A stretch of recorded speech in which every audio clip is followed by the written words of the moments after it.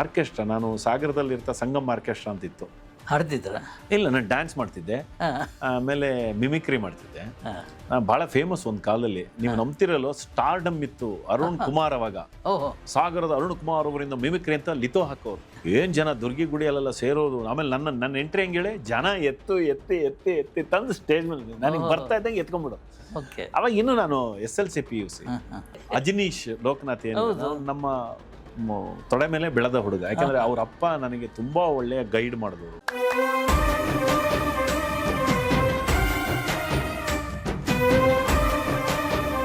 ನಿಮ್ಮ ಲೈಫ್ನ ಈ ಓಟದಲ್ಲಿ ಮಧ್ಯದಲ್ಲಿ ಏನೊಂದು ಅಡಚಣೆ ಬಂತಲ್ಲ, ಸ್ಟುಡಿಯೋದ್ದು ಒಂದು ಹಂಪಿ ಚಾರೇಟ್ನ ಪಕ್ಕ ಹಂಪಿ ಚಾರೇಟ್ ಆಗಿತ್ತು ಹಾಗೆ ರಿಕ್ರಿಯೇಟ್ ಮಾಡಿ ಎಲ್ಲ ಮಾಡಿಟ್ಟಿದ್ವಿ. 10 ರಿಂದ 12 ಕೋಟಿಯಷ್ಟು ಹ್ಯೂಜ್ ಫೈರ್ ಆಗಿ ಯಾವುದೋ ಫಾಸ್ಟಾಗಿ ಹೋಗ್ತಾ ಇರೋ ಒಂದು ಅಡಚಣೆ ಬಂದ್ಬಿಟ್ಟು ಲೈಫ್ ಡಿಸ್ಟರ್ಬ್ ಆಗಿ ಮತ್ತೆ ಅದನ್ನು ಕಟ್ಕೊಂಡು ಈ ರೀತಿ ಎದುರು ಕೂತ್ಕೊಳ್ಳೋದಿದೆಯಲ್ಲ. ತುಂಬ ಸಪೋರ್ಟಿವ್, ಮೊದಲಿಂದನೂ ಸಪೋರ್ಟಿವ್ ನನ್ನ ಹೆಂಡತಿ. ಅದು ಆದಮೇಲೆ ಕೂಡ ತುಂಬ ಸಪೋರ್ಟಿವ್.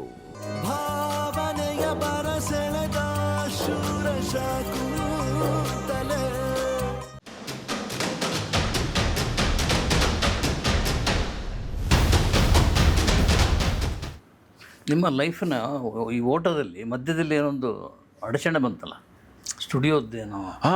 ಅಯ್ಯೋ, ಅದೊಂದು ಬಿಡಿ, ಅದು ಅಲ್ಲ, ಒಳ್ಳೆಯದೇ ಆಯಿತು ಒಂಥರ.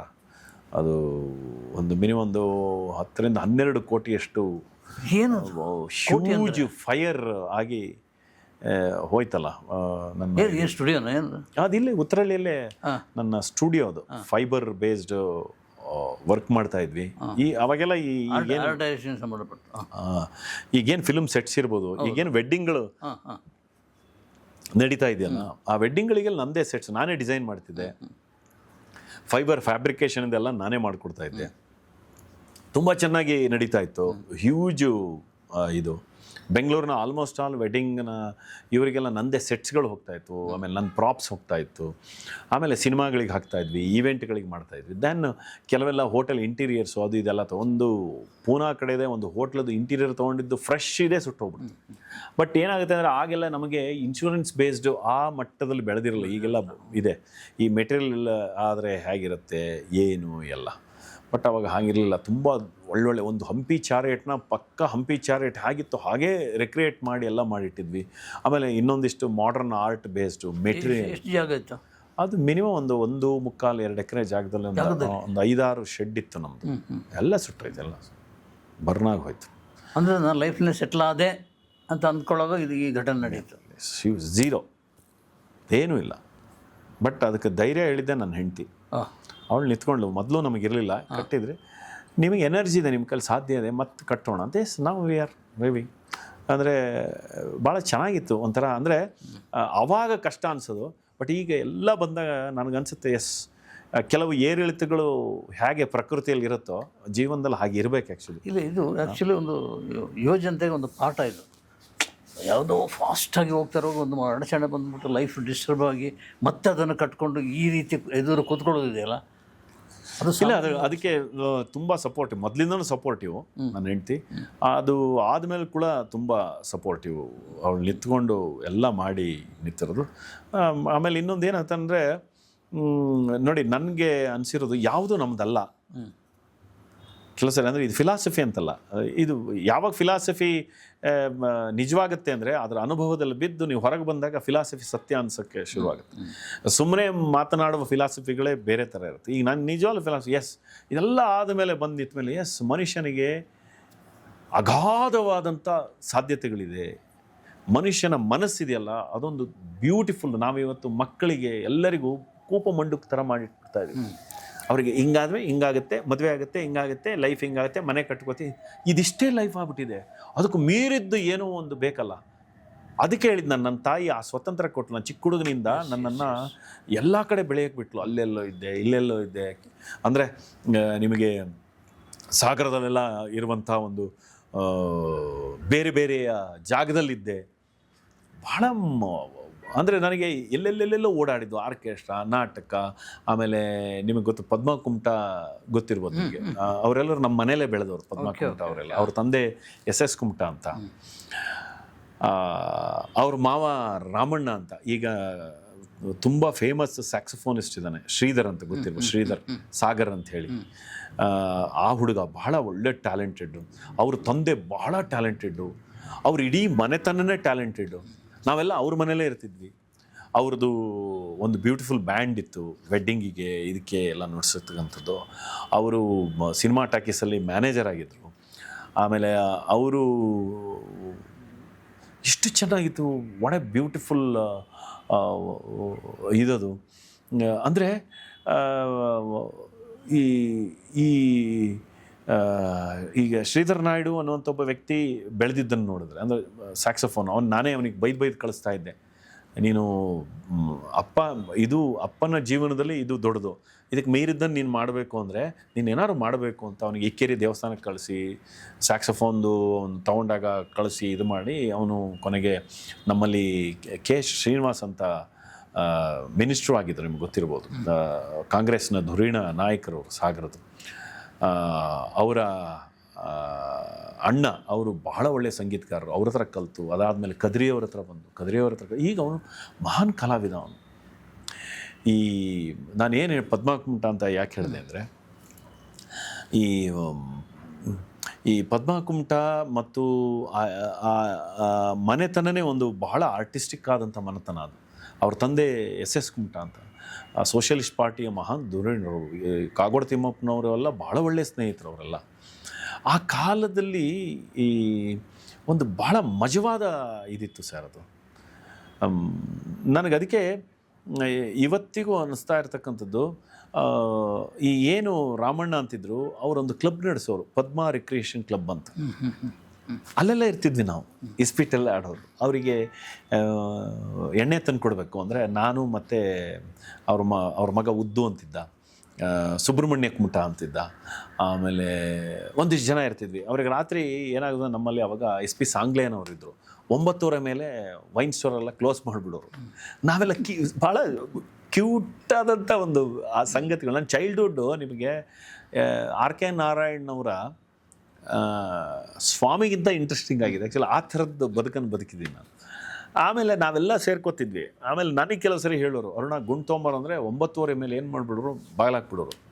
ನಮ್ಮಲ್ಲಿ ಯಕ್ಷಗಾನ ಅಂತೂ ಯಾವಾಗಲೂ ನಡೆಯೋದು. XXX ರಮ್ ಬೇಕಾಗುತ್ತೆ ನಮಗೆ, ಹೈ ವ್ಯಾಟ್ಸ್ ಬೇಕಾಗುತ್ತೆ, ಬಿಯರ್ ಬೇಕಾಗುತ್ತೆ.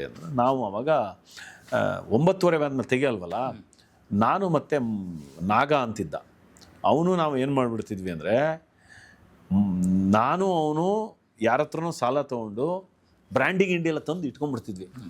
ಒಂದು ಡಾಕ್ಟರ್ ಶಾಪ್ ಇತ್ತು, ಐತಾಳ್ ಡಾಕ್ಟರ್ ಅಂತ, ಅವ್ರ ಹತ್ರ ಅವ್ನು ಸೇರ್ತು ಗೊತ್ತಲ್ಲ ಔಷಧ, ಅದನ್ನು ಕದ್ಬಿಟ್ಟಿದ್ವಿ. ನಮಗೆ ಒಳಗೆಲ್ಲ ಹೋಗ್ಬಿಡ್ತಿದ್ರು ಆ ಡಾಕ್ಟರ್ ಶಾಪಲ್ಲಿ. ಅವ್ನು ಸಿತ್ತಲ್ಲ ಕದ್ದು, ಅದರೊಳಗೆ brandy shop, Venus wine store, ನಮ್ಮ ಸುಧೀರ್ ಅಣ್ಣ ಇದಾರಲ್ಲ, ಸುಧೀರ್ ಆ್ಯಕ್ಟ್ರು, ಅವ್ರದ್ದೇ ವೀನಸ್ ವೈನ್ ಸ್ಟೋರ್. ಅವ್ರು ಸಾಗರದವರು, ನನ್ನ ಭಾಳ ಆತ್ಮೀಯರು ನಮಗೆ, ನಮ್ಮ ಮನೆತನಕ್ಕೂ ಅಷ್ಟೇ. ಅಚ್ಚು ಅಂತ ಇದು ಒಳ್ಳೆ ಕ್ರಿಕೆಟರು. ಅಲ್ಲಿ ಅವ್ನು ಕದ್ಕೊಂಬಂದು ಅವ್ರು ಹೆಂಗೆ ಹಾಕ್ತಾರೆ, 30 ಅಂದರೆ ಎಷ್ಟು, 60 ಅಂದರೆ ಎಷ್ಟು ಅಂತೆಲ್ಲ ನೋಡಿಕೊಂಡು, ಆಮೇಲೆ ಹಿಂದೆಲ್ಲ ಬಾಟ್ಲಲ್ಲಿ ನಿಮಗೊಂದು ಕೆಲವೊಂದು ಬಾಟ್ಲಲ್ಲಿ ರೇಂಜ್ ಇರೋದು ಗೊತ್ತಲ್ಲ ನಿಮಗೆ, 60, 90 ಇದು ತೊಗೊಂಬಂದು ಅವ್ನ ಸಲ್ಲಿ ಇದು ಹಾಕಿ, ಹಣ ಸಿಕ್ಕಿಲ್ಲ ಬಟ್ ಅಲ್ಲಿ ಒಬ್ಬರ ಥರ ಇದೆ, ಬಟ್ ಅವನು ಇಷ್ಟು ರೇಟ್ ಹೇಳ್ತಾನೆ ಅಂತೇಳಿ ಎಕ್ಸ್ಟ್ರಾ ರೇಟ್ ಮಾಡಿ ಅವ್ರಿಗೆ ಅದನ್ನು ಕೊಟ್ಟು ವಿ ಲಿವ್ ಲೈಕ್ ದಟ್. ಇದು ಈ ಪ್ರೋಸೆಸ್ ಇದೆಯಲ್ಲ ನಿಮಗೆ, ಅದು ನನ್ನ ಜೀವನದ ಎಷ್ಟೆಷ್ಟೋ ಭಾಗ ಸರ್. ಇಟ್ಸ್ ಪಟ್ ಪಟ್ ಪಟ್ ಪಟ್ ಪಟ್ ಪಟ್ ಪಟ್ ಪಟ್ ಅಂತ ಒಡೆದು ಈಗ ನಾನು ಹೇಳ್ತಾ ಇದ್ರೆ ನಿಮಗೆ ಅನಿಸ್ತಿರುತ್ತೆ, ಇವನು ಇಲ್ಲೆಲ್ಲೋ ಹೋಗ್ತಾನೆ ಅಂದರೆ, ನಂಗೆ ಅಲ್ಲಿ ಹಿಂಗೆ ಹೋದ ತಕ್ಷಣ ಇನ್ನೊಂದು ಅಲ್ಲೆಲ್ಲೋ ನಡೆದಿರೋ ಘಟನೆ ನೆನಪಾಗುತ್ತೆ. ಆ ಘಟನೆ ಮಾತಾಡ್ತಿದ್ರೆ ಅಲ್ಲಿ ಮತ್ತು 5 ತೆರ್ಕೊಳುತ್ತೆ, ಅಲ್ಲೆಲ್ಲೋ ಇರ್ತೀನಿ ನಾನು, ಎಲ್ಲೆಲ್ಲೋ ನಾನೇ ಇಡೀ ಸಾಗರದಲ್ಲಿ ಹಂಗೆ. ಅರುಣ ಬೋರ್ಡ್ ಬರೆಯಬೇಕು, ಅರುಣನ್ ಕರಿ, ಮೇಲೆ ಹತ್ಬಿಟ್ಟು ಇದು ತೆಂಗಿನ ಮರ ಹತ್ಬಿಟ್ಟು ಅದನ್ನು ತೆಗಿಬೇಕು, ಅರುಣನ್ ಕರಿ, ಅಲ್ಲಿ ಬಾಲ್ ಬಿದ್ದಿದೆ ಕೊಚ್ಚೆಗುಂಡಿಯಲ್ಲಿ, ಕೊಚ್ಚೆಗುಂಡಿಯಲ್ಲಿ ಇಳಿದು ಬಾಲ್ ತೆಗೆದ್ರೆ ₹1 ಕೊಟ್ಟರೆ ಕೊಡ್ತೀನಿ ಅಂತೇಳಿ ಈಗ ಕೊಚ್ಚೆಗುಂಡಿಯಲ್ಲಿರೋ ಬಾಲೆಲ್ಲ ತೆಕ್ಕೊಡೋದು. ಹಿಂಗಂದರೆ ಕಾಮೆಂಟ್ರಿ ಮಾಡೋದು, ಹಿಂಗಂದರೆ ಅನೌನ್ಸ್ಮೆಂಟಿಗೆ ಹೋಗೋದು, ಹಂಗಂದರೆ ಬೋರ್ಡ್ ಬರೆಯೋಕ್ಕೆ ಹೋಗೋದು, ಎಲ್ಲರಿಗೂ ಅರುಣ ಬೇಕು. ಆ ಥರ ಇದ್ದೆ ನಾನು. ಆಮೇಲೆ ನನ್ನ ಫ್ರೆಂಡ್ ಒಬ್ಬ ಇದ್ದಾನೆ, ಪವಿತ್ರ ನಾಗರಾಜ್ ಅಂತ, ಅವನು ನಾನು ಸೈನ್ ಬೋರ್ಡ್ಗಳೆಲ್ಲ ತುಂಬ ಬರೆದ್ವಿ. ಅವ್ನು ನನ್ನ ಅಸಿಸ್ಟೆಂಟಾಗಿ, ಅವ್ರ ತಮ್ಮ ರಾಘು, ಈಗ ಅವನು ಹೋಟೆಲ್ ಇಟ್ಕೊಂಡು ತುಂಬ ಚೆನ್ನಾಗಿದೆ. ಆಮೇಲೆ ಇನ್ನೂ ಒಂದು ವಿಷಯ ಏನು ಅಂದರೆ, ನಿಮಗೆ ನನ್ನ ಜೀವನದಲ್ಲಿ orchestra one of the best portion. ಆರ್ಕೆಸ್ಟ್ರಾನು ನಾಟಕ ಹೇಗೋ ವಿನೋಬ ಕಲಾವಿದರು ಮತ್ತು ನೀನಾಸಂನ ಇದು ಆರ್ಕೆಸ್ಟ್ರಾ, ನಾನು ಸಾಗರದಲ್ಲಿರ್ತಾ ಸಂಗಮ್ ಆರ್ಕೆಸ್ಟ್ರಾ ಅಂತಿತ್ತು, ಹಾಡ್ತಿದ್ರ? ಇಲ್ಲ, ನಾನು ಡ್ಯಾನ್ಸ್ ಮಾಡ್ತಿದ್ದೆ, ಆಮೇಲೆ ಮಿಮಿಕ್ರಿ ಮಾಡ್ತಿದ್ದೆ. ಭಾಳ ಫೇಮಸ್ ಒಂದು ಕಾಲದಲ್ಲಿ, ನೀವು ನಂಬ್ತಿರಲ್ಲೋ, ಸ್ಟಾರ್ಡಮ್ ಇತ್ತು. ಅರುಣ್ ಕುಮಾರ್ ಅವಾಗ, ಓಹೋ, ಸಾಗರದ ಅರುಣ್ ಕುಮಾರ್ ಅವರಿಂದ ಮಿಮಿಕ್ರಿ ಅಂತ ಲಿಥೋ ಹಾಕೋರು. ಓಕೆ. ಏನು ಜನ ದುರ್ಗಿ ಗುಡಿಯಲ್ಲೆಲ್ಲ ಸೇರೋದು. ಆಮೇಲೆ ನನ್ನ ಎಂಟ್ರಿ ಹೆಂಗೇಳಿ, ಜನ ಎತ್ತು ಎತ್ತಿ ಎತ್ತಿ ಎತ್ತಿ ತಂದು ಸ್ಟೇಜ್ ಮೇಲೆ ನನಗೆ ಬರ್ತಾ ಇದ್ದಂಗೆ ಎತ್ಕೊಂಡ್ಬಿಡೋರು. ಓಕೆ. ಅವಾಗ ಇನ್ನೂ ನಾನು SLC PUC, ನಾನು ಸೌಂಡ್ ಆಫ್ ಮ್ಯೂಸಿಕಲ್ಲಿದ್ದೆ. ಮೈಸೂರು ಮೋಹನ್ ಆರ್ಕೆಸ್ಟ್ರಲ್ಲಿ ತುಂಬ ವರ್ಷ ದುಡಿದಿದ್ದೀನಿ, ಮಿಮಿಕ್ರಿ ಆರ್ಟಿಸ್ಟ್ ಆಗಿ, ಡಾನ್ಸರ್ ಆಗಿ. ಭಾಳ ಈ ನಮ್ಮ ಗುರು ಅವರಾಗಲಿ, ಅವರನ್ನು ನೆನೆಸ್ಕೊಳ್ಬೇಕು. ಗುರುರಾಜ್. ಆಮೇಲೆ ನಮ್ಮ ಮೈಸೂರು ಮೋಹನ್ ಆರ್ಕೆಸ್ಟ್ರಾ, ಮೈಸೂರು ಮೋಹನ್, ನೇಮಿಚಂದ್ ಜೈನ್ ತರೀಕೆರೆ ಆರ್ಕೆಸ್ಟ್ರಾ. ರಾಜ್ಕುಮಾರ್ ಅವರು ಹಾಡ್ತಾ ಇದ್ರು. ಆಮೇಲೆ ನಿಮ್ಮ ಮಂಗಳೂರಿನ ಅಶೋಕ್ ಚರಣ್ ನೈಟ್ಸ್ಗೂ ಬಂದು ನಾನು ಮಿಮಿಕ್ರಿ ಮಾಡ್ತಿದ್ದೆ. ಗುರುಕಿರಣ್ ಎಲ್ಲ ನಂಗೆ ಆಗ್ಲಿಂದನೇ ಗೊತ್ತು, ಸಾಧು ಎಲ್ಲ, ಸೌಂಡ್ ಆಫ್ ಮ್ಯೂಸಿಕ್ಕು. ಆಮೇಲೆ ಹೀಗೆ ಹೇಳೋದನ್ನ ಒಂದು ಇಬ್ರು ಸ್ಟಾರ್ನ ವಾಯ್ಸ್ನಲ್ಲಿ ಹೇಳಿ ಅಂತ ಮಾತಾಡ್ತಾ ಇರೋದನ್ನ ಎಲ್ಲ ಹೇಳ್ತೀನಿ. ಅದನ್ನ ನಾನು ಆಮೇಲೆ ಹೇಳ್ತೀನಿ. ಆಮೇಲೆ ನಿಮಗೆ ಅಜನೀಶ್ ಲೋಕನಾಥ್ ಏನು ನಮ್ಮ ತೊಡೆ ಮೇಲೆ ಬೆಳೆದ ಹುಡುಗ. ಯಾಕಂದ್ರೆ ಅವ್ರ ಅಪ್ಪ ನನಗೆ ತುಂಬಾ ಒಳ್ಳೆಯ ಗೈಡ್ ಮಾಡಿದವರು, ಲೋಕನಾಥ್ ಅಂತ. ಅವರು ಆಕ್ಚುಲಿ ಅಜನೀಶ್ಗಿಂತ ಟ್ಯಾಲೆಂಟೆಡ್, ಸಚ್ಚೆ ಟ್ಯಾಲೆಂಟೆಡ್. ಆರ್ಕೆಸ್ಟ್ರಲ್ಲೇ ಕಳೆದೋದ್ರು, ಅದು ಯಾಕೆ ಕಳೆದೋದ್ರು ಗೊತ್ತಿಲ್ಲ. ಸಚ್ಚೆ ಒಳ್ಳೆ ಕಂಪೋಸ್. ಆದರೆ ಅವ್ರು ತನ್ನ ಮಗನ್ನ ಏನಾದ್ರು ಮಾಡಿ ಒಂದೊಳ್ಳೆ ಲೆವೆಲ್ ತರ್ತಾನೆ. ಇವತ್ತೇನೋ ಅಜನೀಶ್ ಆ ಲೆವೆಲಲ್ಲಿ ಇದ್ದಾನೆ. ಅವರ ತಂದೆಯ ಪೂರ್ಣವಾದ ಸಪೋರ್ಟ್. ಅಂದರೆ ಚಿಕ್ಕ ಹುಡುಗನಿರ್ತಾನೆ, ಅವರೇ ಒಳ್ಳೆ ಪಿಯೋನೆಲ್ಲ ನುಡಿಸ್ತಾರೆ. ಅವನಿಗೆ ಹೇಳ್ಕೊಟ್ಟು ಇದು ಮಾಡಿ ಅದರಿಂದ ಬೇರೆದೆಲ್ಲ ಮಾಡಿದ್ರು. ಇವತ್ತು ಅಜ್ಜನ್ ನೋಡಿದ್ರೆ ನಂಗೆ ಭಾಳ ಖುಷಿ ಆಗುತ್ತೆ. ಯಾಕೆಂದ್ರೆ ಅವ್ರ ಮನೇಲಿ ಇರ್ತಿದ್ದೆ ನಾನು ಆರ್ಕೆಸ್ಟ್ರಾ. ಅವ್ರದ್ದು ಭದ್ರಾವತಿ ಸಹೋದರರು ಅಂತ. ನನಗೆ ಫಸ್ಟ್ ಪರಿಚಯ ಆಗಿದ್ದು ಅವ್ರ ಅಣ್ಣ ಭದ್ರಾವತಿ ವಾಸು. ಭದ್ರಾವತಿ ವಾಸು ಅವರು ಸಾಗರದಲ್ಲಿ ಪೊಲೀಸ್ ಆಗಿದ್ದರು. ಅವರ ಆರ್ಕೆಸ್ಟ್ರಾದಲ್ಲಿ ನಾನು ಲತಕ್ಕ ಅಂತ ಅವರ ಮಿಸ್ಸಸ್ಸು, ಸುಪ್ರಿಯ ಅಂತ ಅವ್ರ ಮಗಳು. ನಾನು ಅವ್ರ ಮನೆಯಲ್ಲೇ ಇರ್ತಿದ್ದೆ. ಕೊನೆ ಅವ್ರದ್ದೆಲ್ಲದೆ ನಮಗೆಲ್ಲ ಹೆಂಗಿರೋದು ಅಂದರೆ, ನಾನು ಅದೇ ಹೇಳಿದ್ನಲ್ಲ ನಿಮಗೆ, ಹಿಂಗಂದ್ರೆ ಆರ್ಕೆಸ್ಟ್ರಾ, ಹಿಂಗಂದ್ರೆ ನಾಟಕ. ಅವ್ರು ಭದ್ರಾವತಿ ವಾಸವರು ಸೀಸನ್ ಇದ್ದರೆ ಗಣಪತಿ ಮತ್ತು ಅಯ್ಯಪ್ಪ ಸ್ವಾಮಿದ ಇರು ಮುಡಿದಾಂಗಿ ಇನಿ ಮನದಾಂಗಿ ಅಂತ ಅವ್ರ ಜೊತೆ ಸ್ವಾಮಿಯೇ ಅಯ್ಯಪ್ಪ ಅಂತ ಅದು ಹಾಡುಗಳದ್ದೇ ಅದು. ಅವಾಗ ಲೋಕನಾಥ್ ಬರೋರು, ಅವರ ಅಣ್ಣ ವಿಕ್ರಮಣ್ಣಾಥ್ ಬರೋರು, ಕುಮಾರ್ ಅಂತಿರೋರು. ಅದೊಂಥರ ಒಂದು ಅಯ್ಯಪ್ಪ ಸ್ವಾಮಿದೇ ಇದು. ನಂಗೆ ದೇವ್ರನ್ನ ಹೇಳ್ತೀನಿ, ಯಾರು ಕೇಳ್ತಾರೆ, ಅರುಣ ನೀವು ಅವಾಗ ತುಂಬ ಬಡತನ ಇತ್ತಲ್ವ ಅಂತ. ಅಯ್ಯೋ ಸೂಪರ್ ಅಂತೀನಿ. ಆದರೆ ಒಂದು, ನನ್ನ ಲೈಫಲ್ಲಿ ಸೋಮಾರಿತನ ಬಂದಿಲ್ಲ, ಹಾಗಾಗಿ ನಾನು ಭಾಳ ಶ್ರೀಮಂತ. ಬಡತನ ತುಂಬ ಒಳ್ಳೆಯದು. ಬಡತನ ಯಾವ ಥರ ಒಳ್ಳೆಯದು? ಬಡತನ ಅದು ಇರೋದು, ದಟ್ ಇಸ್ ದ ಸ್ಟೇಜ್. ಅದು ಆ್ಯಕ್ಚುಲಿ ಝೀರೋ. ಅದು ಆ ಝೀರೋಯಿಂದ ಒಂದನ್ನು ಕಾಣೋದು, ಒಂದರಿಂದ ಎರಡನ್ನು ಕಾಣೋದು, ಮೂರಿಂದ ಕಾಣೋದು. ಆದರೆ ಆ ಝೀರೋ ಅನ್ನೋ ತಳಹದಿ ಇದೆಯಲ್ಲ, ಅದು ನೀವು ಯಾವುದ್ರ ಮುಂದೆ ಹಾಕಿರೂ ಭಾಳ ದೊಡ್ಡದಾಗುತ್ತಲ್ಲ. ಒಂದ್ರ ಮುಂದೆ ಹಾಕಿದ್ರೆ 10 ಆಗುತ್ತೆ. ಬಡತನ ಅಲ್ಲ ಅದು ಆ್ಯಕ್ಚುಲಿ. ಅದು ನಾವು ಅಂದಿದ್ದೀವಿ ಪವರ್ಟಿ ಅಂತ. ಆದರೆ ಸೋಮಾರಿತನ ಇದೆಯಲ್ಲ, ಅದು ಇರಬಾರದು ಮನುಷ್ಯನಿಗೆ. ಸೋಮಾರಿತನ ಮಾತ್ರ ಬದಲು ಮಾಡ್ಕೊಳ್ಳದೇ ಇದ್ದರೆ ಬಡತನವನ್ನು ಮೀರ್ಬೋದು. ಸೋಮಾರಿತನ ಮೀರದೇ ಇರೋನು ಅವ್ನು ಏನೂ ಆಗ್ಲಿಕ್ಕೆ ಸಾಧ್ಯ ಆಗಲ್ಲ. ಇವತ್ತು ಜಗತ್ತಲ್ಲಿ ಬಡತನ ಮತ್ತು ಸಿರಿತನ ಅನ್ನೋದು ಒಂದು ಪ್ಯಾರಾಮೀಟರ್ ಅಷ್ಟೇ. ಅದು ಇಲ್ಲಿರೋದು ಇಲ್ಲಿದೆ. 0ಯಿಂದ 10ರವರೆಗೆ ಅಂದರೆ 10 ಅಂದರೆ ಶ್ರೀಮಂತಿಕೆ ಆಗುತ್ತೆ. ಆದರೆ 10ರ ಜೊತೆಗೆ ಶ್ರೀಮಂತಿಕೆಗೆ ಏನಿರಬೇಕು? ಒಂದು 0 ಇರಲೇಬೇಕು. ಅದು ಬಡತನದ ಮೂಲ ಶ್ರೀಮಂತಿಕೆ. ಯಾಕಂದ್ರೆ ನಾನು ಶ್ರೀಮಂತನಾಗಬೇಕು ಅಂದರೆ ನನಗೆ ಬಡತನದ ಅರಿವಿದ್ದಾಗ ಮಾತ್ರ ನಾನು ಶ್ರೀಮಂತ ಆಗೋಕ್ಕಾಗುತ್ತೆ. ಯಾವಾಗ ಶ್ರೀಮಂತರಾಗ್ತೀರಿ ಅವಾಗ ಬಡತನದ ಅರಿವು ನಿಮಗಿರಬೇಕು. ಇನ್ನೊಬ್ಬ ಬಡವನಾಗಿದ್ದರೆ ಅವನನ್ನು ನೋಡುವ ಕಣ್ಣು ನಿಮಗಿರಬೇಕು. ಅವನನ್ನು ದುಡ್ಡು ಕೊಟ್ಟು ಬೆಳೆಸ್ಬೇಕು, ಇನ್ನೊಂದು ಬೆಳೆಸ್ಬೇಕಂತಲ್ಲ. ಅವನನ್ನು ಸೋಮಾರಿತನದಿಂದ ದೂರ ಮಾಡಿ ಅವನ ವ್ಯಕ್ತಿತ್ವವನ್ನು ದುಡಿಮೆಯ ಮೂಲಕ ಕಷ್ಟಪಟ್ಟ ಮೇಲೆ ಬಂದು ನೀನು ಸಿರಿವಂತನೇ. ಆದರೆ ನೀನು ಬಡತನದಿಂದ ಬಂದಂಥ ಒಬ್ಬ ವ್ಯಕ್ತಿ ಅನ್ನೋದನ್ನು ಅವನಿಗೆ ಅರಿವು ಇರಬೇಕು. ಎಲ್ಲರೂ ಹೇಳ್ತಾರೆ, ಅಯ್ಯೋ ಬಡವರಾಗಿ ನಾನು ಅಲ್ಲಿ ಮಲ್ಕೊಂಡಿದ್ದೆ. ಪಾರ್ಟ್ ಅದು, ಏನು ಮಾಡೋಕ್ಕಾಗಲ್ಲ. ನಾನು ಅದನ್ನು ಎಕ್ಸಾಗ್ರೇಷನ್ ಮಾಡೋದಕ್ಕೂ ಇಷ್ಟಪಡಲ್ಲ. ನಾನು ಸೋಮಾರಿ ಇದೆಯಲ್ಲ ಅದನ್ನು ನಾನು ಹೇಳ್ತೀನಿ. ಅವನು ಸೋಮಾರಿ, ಅವನು ಸರಿ ಇಲ್ಲ, ಅವನು ಸೋಮಾರಿ ಅದು ತಪ್ಪು. ಬಡವ ಅಂದರೆ ಏನೂ ತಪ್ಪಿಲ್ಲ. ಬಡವ ದುಡಿತಾನೆ, ಅವನು ಬಡವನಾಗಿರೋದು. ಒಬ್ಬ ಬಡವನಲ್ಲಿ ಸೋಮಾರಿತನ ಇದ್ದರೆ ಅವನು ಇನ್ನೂ ಬಡವನಾಗ್ತಾನೆ. ಒಬ್ಬ ಬಡವನಲ್ಲಿ ಕಷ್ಟಪಡುವಂತಹ ಬುದ್ಧಿ ಇದ್ದು ಇಲ್ಲ ನಾನು ಮೇಲೆ ಬಂದೇ ಬರ್ತೀನಿ ಅನ್ನೋದು. ಅದಕ್ಕೆ ಬಡತನದ 2-3 ಥರ ಇದೆ. ಒಂದು ನಿಮ್ಮ ಮಾನಸಿಕವಾದಂಥ ಬಡತನ ಬೇರೆ, ದೈಹಿಕವಾದಂಥ ಬಡತನ ಬೇರೆ, ಆಮೇಲೆ ವ್ಯಾವಹಾರಿಕವಾದಂಥ ಬಡತನ ಬೇರೆ. ನಾವು ಯಾವುದನ್ನು ಆಯ್ಕೆ ಮಾಡ್ಕೋಬೇಕು? ವ್ಯಾವಹಾರಿಕವಾದ ಬಡತನವನ್ನೂ ಮೀರಬೇಕು, ಮಾನಸಿಕವಾದ ಬಡತನವನ್ನು ಅದಕ್ಕಿಂತ ಮಿಗಿಲಾಗಿ ಮೀರಬೇಕು. ಆಗ ಶ್ರೀಮಂತಿಕೆ ತನ್ನಿಂತಾನೆ ಹೊರಹೊಮ್ಮತ್ತೆ. ನನಗದಕ್ಕೆ ಸೋಮಾರಿತನ ಅನ್ನೋ ಪದ ನಾನು ಅದಕ್ಕೆ ನಾನು ಸೋಮಾರಿ ಅಲ್ಲ ಆ್ಯಕ್ಚುಲಿ, ಚಿಕ್ಕ ಹುಡುಗನಿಂದನೂ ವೆರಿ ಆ್ಯಕ್ಟಿವ್.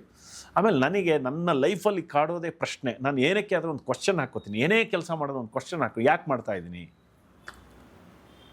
ಸುಮಾರು ಜನ ನಂಗೆ ಕೇಳ್ತಾರೆ, ಅರುಣವರೇ ನೀವು ಅದು ಮಾಡ್ತೀರಿ, ಇದು ಮಾಡ್ತೀರಿ, ಅದು ಮಾಡಿ ಏನೇನೋ ನೀವು ಎಲ್ಲೋ ಹೋಗೋದ ಏನೋ. ನಾನು ಹೇಳಿ ಎಲ್ಲೋ ಹೋಗೋದು ಏನೋ ಆಗೋದು ಅಂದರೆ ಜನರ ಮನಸ್ಸಿನಲ್ಲಿ, ಅಂದರೆ ಎದುರಿರುವಂಥ ವ್ಯಕ್ತಿಗಳು ಅಥವಾ ಒಂದು ಪ್ರಜೆಗಳು ಮೂಲಕ ನಾನು ಎತ್ತರದ ಇರೋದು ಒಂದು.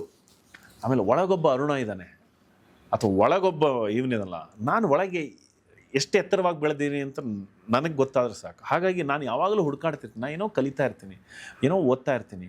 ನನಗೆ ನಿಮಗೆ ಹೇಳಿದ್ನಲ್ಲ, ಚಿಕ್ಕ ಹುಡುಗ ಇರ್ತಾ ನಿಮಗೆ ಹೆಂಗೆ ನನಗೆ ಇಂಟ್ರೆಸ್ಟಿಂಗು, ಇಲ್ಲೆಲ್ಲೋ ಟ್ರೈಬಲ್ ಜೊತೆ ಇರಬೇಕು ಅನಿಸುತ್ತೆ, ಇನ್ನೆಲ್ಲೋ ಏನೋ ಕಲಿತಾ, ಯಾರು ಚೌಡಿಕೆ ನುಡಿಸ್ತಿರ್ತಾರೆ, ಇನ್ನೆಲ್ಲೋ ನೀವು ಬಿಳಿಗಿರಂಗನ ಬೆಟ್ಟಕ್ಕೆ ಹೋದರೆ ರಂಗಭವ ರಂಗಭವ ರಂಗಯ್ಯ ನೋಡು ರಂಗಭವ ರಂಗಭವ ರಂಗಭವ ರಂಗಯ್ಯ ನೋಡು ಅವ್ನು ಹಾಡ್ತಾ ಇದ್ದಾರೆ ಅಂತ ಕೇಳಿ ಅಲ್ಲೇ ಕಲ್ತ್ಕೋಬೇಕು ಅನಿಸುತ್ತೆ. ಇನ್ಯಾರೋ ನಿಮ್ಮಂಥವ್ರು, ಈಗ ಜೋಗಿ ಅಂಥವ್ರು ಅಥವಾ ಇನ್ಯಾರೋ ಒಂದು ಪುಸ್ತಕ ಇದು ಅಲ್ಲೂ ಹೋಗಬೇಕು ಅನಿಸುತ್ತೆ, ಆ ಬುಕ್ ಓದಬೇಕು ಅನಿಸುತ್ತೆ. ನನಗನ್ಸಿರೋದು ನಾನು ಏನು, ಆಮೇಲೆ ನಾನು ಯಾವ ಥರ ಬೆಳಿಬೇಕು ಅನ್ನೋದು ಜನರಿಗೆ ಕಾಣುವ ರೀತಿ ಬೆಳಿಲೂಬೇಕು, ಹೌದು.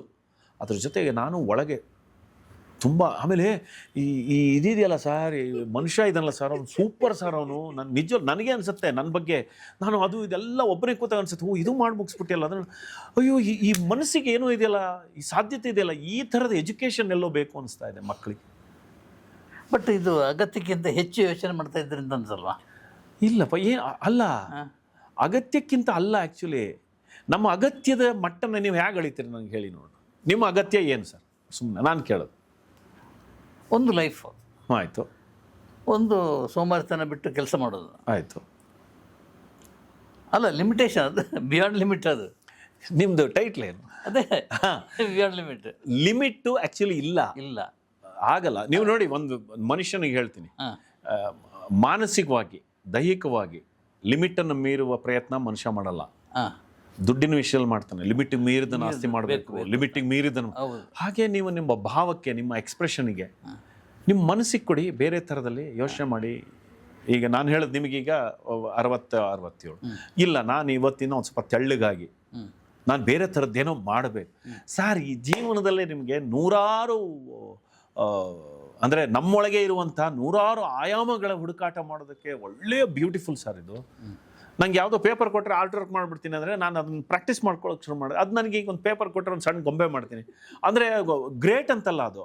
ನಂಗೆ ಅದೇನೋ ಇಂಟ್ರೆಸ್ಟಿಂಗು, ಇದೇನೋ ಹಿಂಗೆ ಅನ್ಸತ್ತಲ್ಲ, ಹಿಂಗೆ ನಂಗೆ ಏನೋ ಕೊಟ್ಟರೆ ಪೊಪೆಟ್ರಿ ಮಾಡ್ಬೇಕು. ಆಮೇಲೆ ಇದು ಅಹಮ್ಮಿಂದ ಹೇಳ್ಕೊತಿಲ್ಲ, ಇದೆಲ್ಲ ನನಗೆ ಗೊತ್ತಿದೆ ಅಂತ ಹೇಳ್ಕೊತಾ ಇಲ್ಲ. ಒಬ್ಬ ಮನುಷ್ಯನಿಗೆ ನೂರಾರು ಕೆಲಸ ಮಾಡುವ ಸಾಧ್ಯತೆಗಳಿದೆ, ಜಾಕ್ ಆಫ್ ಆಲ್ ಅಂತಲ್ಲ, ತುಂಬ ಇದೆ ಸರ್, ತುಂಬ ಇದೆ. ನಾವು ಮಾಡಲ್ಲ. ನಾವು ಮನುಷ್ಯನ ಮನಸ್ಸು, ಮನುಷ್ಯನ ದೇಹ, ಆಮೇಲೆ ಆ ಮನಸ್ಸಿಗೆ ಒಂದು ಅಗಾಧವಾದ ಶಕ್ತಿ ಇದೆ, ಅದು ಉಪಯೋಗ ಆಗ್ತಾ ಇಲ್ಲ. ನೀವು ಬೇಕಾದ್ರೆ ನೋಡಿ, ನೀವು ಚಿಕ್ಕ ಮಗುನ ನೋಡಿ, ಚಿಕ್ಕ ಮಗುನ ನಾವು ಗೈಡ್ ಮಾಡಿ ಹಾಳು ಮಾಡಾಕ್ತೀವಿ ಅವನ್ನ. ಅವಕ್ಕೆ ಏನೇನೋ ಹುಡುಕಾಟ ಇರುತ್ತೆ. ಈಗ ನನ್ನ ಮಕ್ಕಳನ್ನ ಬೆಳೆಸಿರೋದೇ ನಾನು ಅವರವರ ಸ್ವತಂತ್ರಕ್ಕೆ. ಅವನು SLC ಓದ, ಆಮೇಲೆ ಬಾಕ್ಸಿಂಗ್ ಏನೋ ಮಾಡ್ತೀನಿ ಅಂದ, ಅವನು ಬರೀ ಪ್ರಾಣಿಗಳ ಜೊತೆ ಇರೋನು. ಅವನಿಗೆ ತುಂಬ ಅವಮಾನ ಆಗಿದೆ ಸ್ಕೂಲ್ಗಳಲ್ಲಿ. ಪಾಪ ನಾನು ಸ್ಕೂಲನ್ನು ಬ್ಲೇಮ್ ಮಾಡಲ್ಲ, ಆದರೆ ಆ ಸ್ಥಿತಿಯನ್ನು, ಸಮಾಜವನ್ನು ನಾವು ಸೃಷ್ಟಿ ಮಾಡಿಲ್ಲ. ಈ ಮಗುವಿನ ಒಳಗೆ ಏನೋ ಒಂದು ಬೆಳಕಿದೆ. ನೋ, ಆ ಬೆಳಕಿಗೆ ಒಂದು ಕ್ಯಾಪ್ ಹಾಕು. ಯಾವುದೋ ಇನ್ಸೈಟ್, ಬೆಳಕು ಅಂದರೆ ಒಂದು ದೀಪ ಇದೆ, ದೀಪಕ್ಕೊಂದು ಕ್ಯಾಪ್ ಹಾಕು, ಅದ್ರ ಹಣೆಗೆ ಒಂದು ಟ್ಯೂಬ್ಲೈಟ್ ಕಟ್ಟು. ಇದೇನು ಇನ್ ಲೈಫ್ ಅಂದರೆ ಆ ಟ್ಯೂಬ್ಲೈಟ್ ನೋಡ್ಕೊತಾವೆ. ಇನ್ಸೈಟ್ ಅಂತ ಒಂದಿರುತ್ತವೆ. ಆ ಮಗುವಿಗೆ ನಾನು ಪ್ರಾಣಿಯ ಬಗ್ಗೆ ಏನೋ ಯೋಚನೆ ಮಾಡಿ, ಇನ್ನೊಂದೇನೋ ಮಾಡಬೇಕು. ಆ ಸೂರ್ಯ ಅಂದರೆ ಏನು, ಯಾಕೆ ಐನ್ಸ್ಟೀನನ್ನು ನಾವು ಅಷ್ಟು ಇಷ್ಟಪಡ್ತೀವಿ, ಐನ್ಸ್ಟೀನ್ ನಾವು ಹುಡುಕಾಟ ಯಾಕೆ ಇಷ್ಟಪಡ್ತೀವಿ ಅಲ್ವಾ? ನಿಮಗೆ ಒಬ್ಬ ಲೈಟ್ ಕಂಡಿಡಿದವನಂಥ ವ್ಯಕ್ತಿಯ ಬಗ್ಗೆ ಇಂಟ್ರೆಸ್ಟಿಂಗ್ ಯಾಕೆ ಅನಿಸುತ್ತೆ? ಅವನಿಗೆ ಏನೇನು ಬಿಗ್ ಬಾಸಿಗೆ ಹೋಗಬೇಕು ಅಂತ ಅನಿಸ್ತಾ? ಬಿಗ್ ಬಾಸ್ ಕೂಡ ಎರಡು ಥರ ಇದೆ ಸರ್. ಅದು ಈಗೆಲ್ಲ ಜನ ಮಾತಾಡ್ತಾರೆ, ಕೆಲವು ವಿಷಯಗಳನ್ನ ಮಾತಾಡ್ತಾರೆ. ಆದರೆ ನಾನು ಅದೇ ನಿಮ್ಗೆ ಹೇಳಿದ್ನಲ್ಲ, ಬಿಗ್ ಬಾಸಲ್ಲಿ ಎಲ್ಲರೂ ಫಸ್ಟ್ ಬಿಗ್ ಬಾಸ್ ಭಾಳ ಚೆನ್ನಾಗಿರೋದು ಇದೆ ಸರ್, ತುಂಬ ಖುಷಿಯಾಗುತ್ತೆ, ನೀವು ಗೆಲ್ಲಬೇಕಾದ್ರೆ. ಈಗ ನಂದು ಯಾವಾಗಲೂ ಇದೆ, ಅದು ಗೆಲುವು ಮತ್ತು ಸೋಲು ಅನ್ನೋದಕ್ಕಿಂತ ನೀನು ಎಷ್ಟು ಗೆಲುವಾಗಿ ಬದುಕ್ತೀಯ ಅನ್ನೋದು ಅಷ್ಟೇ ಇಂಪಾರ್ಟೆಂಟ್ ನನ್ನ ಫಿಲಾಸಫಿ. ಇವರು ಸುದೀಪ್ ಅವ್ರ ಫ್ರೆಂಡ್ ಆಗಿದ್ದಾರೆ, ಅದಕ್ಕೆ ಇವರನ್ನ ಎಲ್ಲಿ ಗೆಲ್ಲಿಸ್ಬಿಟ್ರೆ ಸುದೀಪ್ ಅವ್ರ ಫ್ರೆಂಡ್ ಅಂತೇಳಿ ಆಮೇಲೆ ಬಿಗ್ ಬಾಸ್ ಅನ್ನೋದ್ರಲ್ಲಿ ಆ್ಯಕ್ಚುಲಿ ನಾನು ಹೇಳ್ತೀನಿ, ನಾನು ಇದುವರೆಗೆ ಯಾರ ಹತ್ರನೂ ಹೋಗಿ ನನಗೆ ಅವಕಾಶ ಕೊಡು ಅಂತ ಕೇಳಿಲ್ಲ, ಕೇಳಲ್ಲ. ಗೊತ್ತಿಲ್ಲ ಜನ ಇವನೇನು ಹಿಂಗೆಲ್ಲ ಮಾತಾಡ್ತಾನೆ ಅಂತ. ಈಗ ಸುದೀಪ್ ಜೊತೆ ಇದ್ರಪ್ಪ, ಒಂದು 5-6 ಸಿನಿಮಾದಲ್ಲಿ ತುಂಬಾ ಚಂದ ಕ್ಯಾರೆಕ್ಟರ್ ಎಲ್ಲ ಸಿಕ್ಕಿದೆ. ಹೌದು, ಅಂದ್ರೆ ನಿನ್ನ ಹತ್ರ ಭರ್ಜರಿ ದುಡ್ಡು ಐತಿ ಅಂತ ಹಂಗೇನ್ ಕಾಲಿಂಗ್ ಮಾಡಿ ಇನ್ನು ಬೇಜಾನ್ ಬರೋದಿದೆ.